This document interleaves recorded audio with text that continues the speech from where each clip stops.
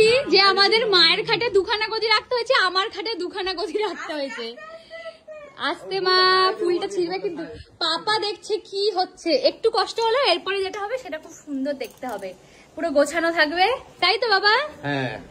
দেখো আমাদের এতগুলো গদি হয়েছে, এই একটা গদি, ওই একটা গদি, মায়ের খাটে দুখানা। এই যে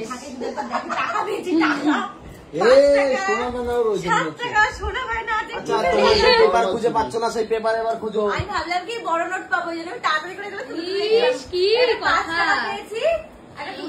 এইখানটা আমাদের খাটটা আমি ছোট জিনিসটাকে সম্মান দিই, বড় নোট ছিল বলে এই যে বড় নোট।